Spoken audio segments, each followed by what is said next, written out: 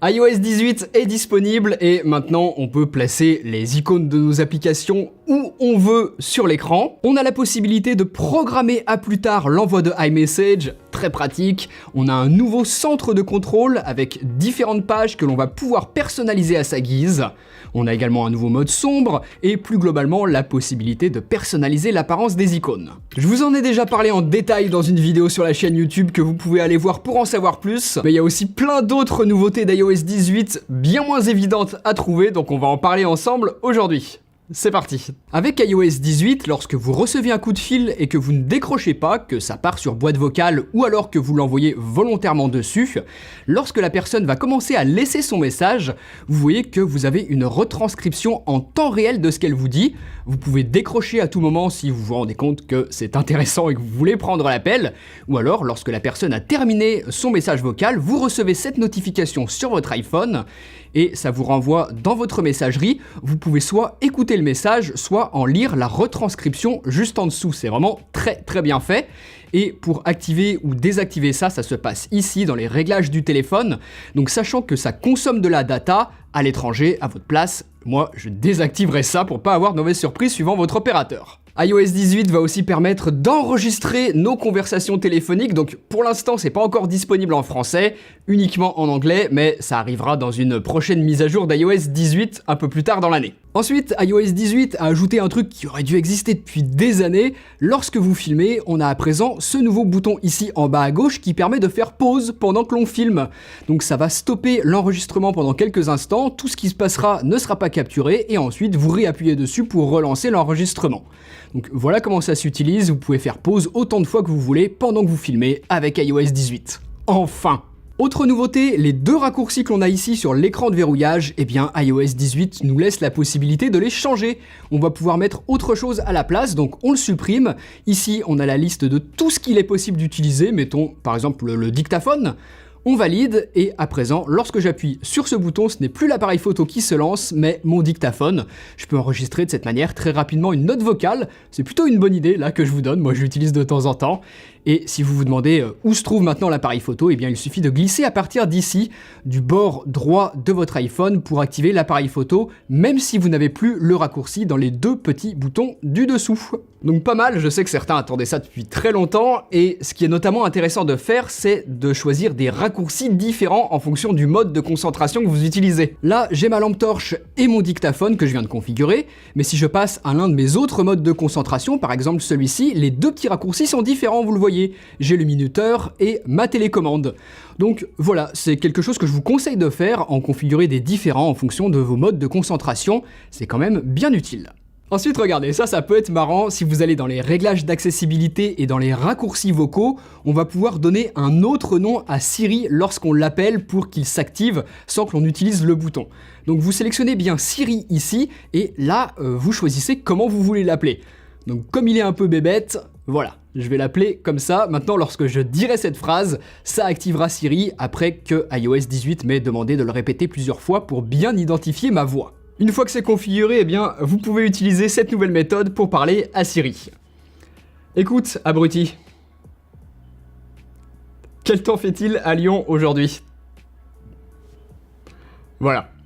Pour les iPhones qui ont l'encoche dynamique, lorsque l'on active la lampe torche, on a ce nouvel affichage et il est possible d'interagir avec.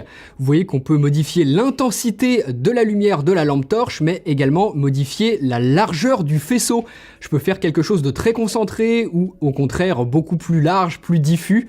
Donc voilà ce qu'il est possible de faire avec. C'est une animation qui est très réussie. Par contre, bon, c'est pas la chose la plus utile qui soit, on sera d'accord. Dans l'application téléphone, au lieu de rechercher de manière classique le contact que l'on souhaite appeler, avec iOS 18, on peut maintenant utiliser la méthode T9, donc en tapant les chiffres qui correspondent aux lettres qui sont inscrites dessus.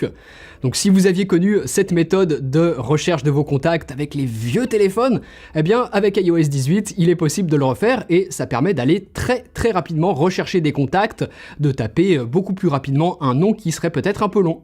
Avant qu'on voit les astuces suivantes, si vous voulez équiper votre iPhone, RhinoShield, le sponsor de cette vidéo, a toute sa gamme à jour pour les nouveaux iPhone 16 et toujours pour les anciens modèles également. Leurs coques de protection sont conçues pour résister aux chutes et aux conditions extrêmes, mais tout en restant confortables en main et tout à fait ergonomiques. J'en utilise une au quotidien sur mon iPhone et les designs exclusifs sont vraiment excellents. Vous y retrouvez énormément de collections comme One Piece, Naruto, Marvel, Alpine, Van Gogh Museum et beaucoup d'autres. Comme moi, vous pouvez utiliser la coque Solid Suit, la classique, super solide. Mais vous avez aussi le modèle Clear, transparent et qui ne jaunit pas avec le temps, ou encore le mode NX avec verso interchangeable et donc personnalisable selon vos envies du moment, et enfin un modèle entièrement recyclé à partir d'autres coques. RhinoShield, c'est aussi des accessoires pour tout l'écosystème Apple, et notamment leur nouveau 3D Impact Screen Protector Pro, encore plus résistant et disponible en version mat, anti-espion pour que l'on ne voit pas votre écran, ou encore anti-lumière bleue. En ce moment, économisez jusqu'à 40% sur les nouvelles protections d'écran pro pour l'achat d'un combo coque plus protection d'écran, et vous avez également 10% supplémentaire avec mon code Steven24, donc profitez-en pour vous équiper. Avec iOS 18, on a aussi une nouveauté dans l'application Notes, c'est que l'on va pouvoir, une fois que l'on a sélectionné du texte, le surligner, donc ça se passe ici, et là vous avez plusieurs choix de couleurs, donc il n'y en a pas énormément, faudra faire avec, mais en tout cas, voilà, ça permet par exemple de surligner ceci en violet. Vous pouvez soit surligner des mots en particulier, ou alors des phrases entières, bref, je vais pas vous apprendre à surligner. Voilà en tout cas comment ça fonctionne dans Notes avec iOS 18. Ensuite, on a une grosse nouveauté dans Safari avec iOS 18. Donc lorsque vous vous rendez sur des sites internet qui abusent vraiment avec les publicités de partout, des bannières dans tous les sens, on voit presque plus le contenu, c'est très embêtant. Moi par exemple, je sais que voilà, les vidéos publicitaires qui se lancent automatiquement, je suis désolé mais ça m'insupporte. Donc pour enlever tout ça, Apple a ajouté quelque chose dans Safari, ça se passe ici, et vous pouvez activer cette option, et ensuite eh bien, vous tapez sur ce qui vous dérange, et hop, vous voyez que ça le supprime automatiquement, et ça révèle le contenu qui se trouvait normalement en dessous. Donc voilà comment ça marche, vous allez pouvoir supprimer des bandeaux, des bannières, des vidéos en player automatique. Ici, je vous remontre un exemple avec cette publicité. Donc vous allez là dans Safari, vous sélectionnez l'élément à supprimer et hop, Apple a ajouté en plus de ça une belle animation. Donc voilà comment ça fonctionne, c'est quand même beaucoup plus clean comme ça et c'est très utile notamment pour enlever les pop-up qui vous proposent d'accepter ou non les cookies. D'un simple tap, vous faites disparaître ça une bonne fois pour toutes sur les sites. Vous pouvez utiliser cette méthode pour nettoyer complètement un article avant d'y passer du temps si vous trouvez qu'il y a beaucoup trop de distractions dessus. Et ce qui est pratique, c'est que ça va garder en mémoire ce que vous avez choisi de supprimer pour ne pas le réafficher lors de vos prochaines visites. Par contre, pour la publicité, normalement, si le site est bien codé, l'ID des blocs de pub changera à une nouvelle visite, donc les pubs reviendront. Voilà, il n'y a pas non plus de solution miracle si les sites sont bien codés encore une fois. Avec iOS 18, Apple a enfin fait des modifications dans la calculatrice qui était jusqu'à présent très basique.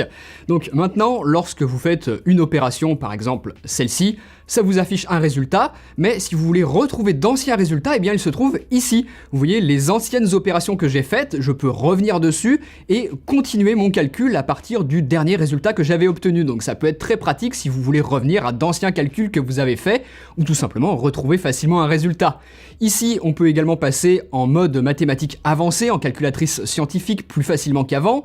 Donc vous avez les différents modes d'affichage et une des autres nouveautés, c'est ici la possibilité de faire des conversions. Donc par exemple ici, si je veux savoir combien font 100 $ en euros, je peux l'obtenir très facilement avec cette nouvelle interface de la calculatrice d'iOS 18, mais on n'a pas uniquement des conversions de devises qui sont disponibles. Vous voyez qu'ici, on a énormément de choses, des angles, des superficies. On va avoir tout un tas de possibilités de conversion qui sont sélectionnables là, dans chacune des catégories principales. Et ensuite, par exemple, pour une superficie ici, je peux choisir de convertir en hectares, par exemple, et trouver combien font 8 hectares en mètres carrés. Donc très intéressant, et même dans l'application Notes, Apple a amélioré ce que l'on pouvait jusqu'à présent faire avec les opérations mathématiques. Donc là, si j'ajoute un égal à la fin de mon calcul, vous voyez que ça me suggère automatiquement le bon résultat, sans que j'ai besoin de le calculer. Donc ça peut être bien intéressant à utiliser, je trouve, et Apple va encore plus loin que des simples additions ou soustractions. Regardez, si je fais un calcul mathématique un petit peu plus complexe, vous allez voir que là, Apple me propose d'afficher le graphique correspondant. Regardez, donc j'ai la droite qui se place au bon endroit en correspondance avec ce que j'avais tapé avant, et si je le modifie, le petit graphique se met automatiquement à jour, donc c'est assez incroyable d'avoir ça. Je peux vous dire que quand je faisais mes études, si j'avais eu ça directement sur smartphone, ça m'aurait simplifié la vie d'une manière vous imaginez même pas. Donc voilà comment ça peut fonctionner. Ensuite, et alors ça aussi c'est super, on peut maintenant verrouiller l'accès à certaines applications. Donc on reste un petit moment appuyé et ici je peux exiger Face ID pour ouvrir mon application mail. Donc vous voyez que maintenant lorsque j'essaye de l'ouvrir, si Face ID ne détecte pas mon visage, il ne l'ouvre pas, et l'ouvre une fois qu'il a reconnu mon visage. Donc voilà comment ça fonctionne, vous pouvez verrouiller absolument n'importe quelle application installée sur votre iPhone, que ce soit les applications natives comme les mails ou des applications que vous auriez installées depuis l'App Store. On a également la possibilité, vous le voyez ici, de verrouiller l'application et de la cacher. Donc là, si je sélectionne ça, ça va totalement cacher l'application de mon iPhone, impossible de savoir qu'elle est installée, il n'y a plus de notification, elle n'apparaît plus nulle part dans les réglages système et se trouve uniquement ici dans ce dossier caché qui, lorsque j'appuie dessus, se révèle lorsque Face ID détecte mon visage et à ce moment-là, je peux bien évidemment ouvrir les applications qui se trouvent dedans.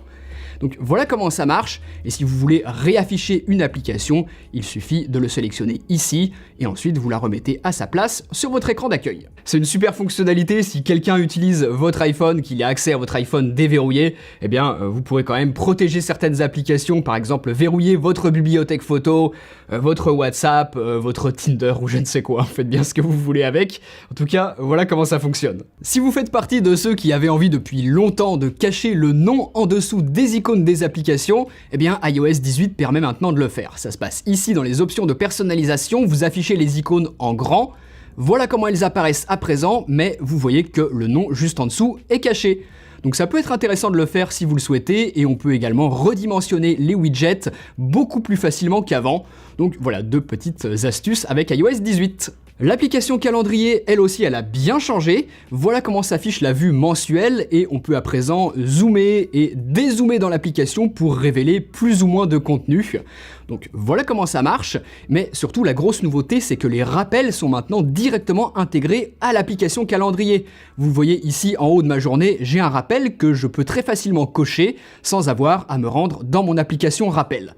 Donc c'est plutôt une bonne intégration, je trouve, mais voilà, il faut savoir comment s'en servir. Ensuite, Apple a ajouté plus de possibilités à une fonctionnalité qui existait déjà jusqu'à maintenant. Donc dans les options de batterie, en vous rendant dans cet onglet ici, vous voyez que vous avez la possibilité de limiter la charge de votre iPhone à un certain seuil.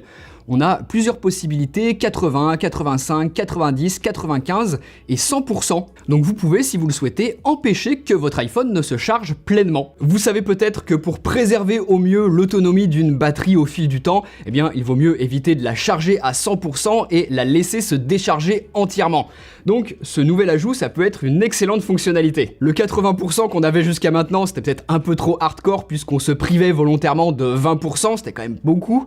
Là, je pense que mettre un petit 90, 95%, ça peut être intéressant, ça peut être un bon compromis, maintenant qu'on peut le faire avec iOS 18. Toujours au niveau de la charge, si vous utilisez un chargeur qui charge moins rapidement que la vitesse de charge maximale que les iPhones sont capables de prendre en charge, eh bien iOS 18 nous en avertit. Vous le voyez ici, chargeur lent. Donc utilisez le bon câble, utilisez le bon chargeur. J'ai une vidéo dédiée à ça sur la chaîne YouTube pour vous aider. On va rester dans le même thème puisque maintenant si vous essayez d'allumer votre iPhone mais que vous n'avez plus de batterie, eh bien en haut à gauche, juste ici, vous avez tout de même l'heure. iOS 18 a ajouté cette fonctionnalité aux nouveaux iPhones. Malheureusement, ça n'a pas l'air de fonctionner sur tous les iPhones. J'ai l'impression que c'est uniquement disponible sur les plus récents. Un peu dommage, mais par contre, ça c'était déjà possible avant iOS 18, mais si vous n'avez plus de batterie sur votre iPhone, le NFC reste quand même actif, ce qui vous permet notamment de valider un titre de transport par exemple, même si vous n'avez plus de batterie sur votre iPhone, donc voilà. Petite astuce en plus que je vous donne. Une autre des nouveautés d'iOS 18 dans les iMessage, c'est qu'en plus des 4 animations classiques que l'on peut envoyer déjà depuis quelques années, comme par exemple celle-ci, Apple en a ajouté d'autres, mais bizarrement ils les ont pas mis dans le même menu. Vous allez devoir surligner le message que vous voulez envoyer et à présent vous avez cette nouvelle option ici qui vous ouvre lorsque vous appuyez dessus ce menu avec 8 nouvelles animations que vous pouvez sélectionner, mais vous pouvez également mettre le texte de votre message en gras, en italique, le souligner ou carrément le barrer ou choisir, comme je vous le disais, parmi les 8 nouvelles animations qui sont maintenant disponibles avec iOS 18. Donc prenons par exemple celle-ci. Lorsque j'envoie mon message, voilà ce que ça me fait comme animation, donc plutôt sympa. Dernière petite astuce que je peux vous donner, vous le savez, depuis un certain temps déjà, on peut de plus en plus personnaliser en profondeur iOS, mais si vous essayez à présent sous iOS 18 de personnaliser l'affichage de l'heure et de la date sur votre iPhone, vous avez une nouvelle option ici qui est un affichage un peu arc-en-ciel, on va l'appeler comme ça. Voilà, il n'était pas disponible avant. En fonction du fond d'écran que vous utilisez, ça peut être sympa de choisir cet affichage arc-en-ciel si vous le souhaitez. Et ça me permet aussi de vous rappeler que si vous voulez mon fond d'écran, celui de mon écran de verrouillage ou alors celui de mon écran d'accueil, eh bien ils sont disponibles juste en dessous dans la description de la vidéo. Mais voilà, on termine avec ce petit affichage sympa de l'heure, notamment sur écran verrouillé. Pour découvrir plein d'autres astuces, j'ai des vidéos sur la chaîne YouTube qui vous en parlent en détail, et si vous voulez savoir ce que je pense des nouveaux iPhone 16, ça se passe ici. Allez, salut!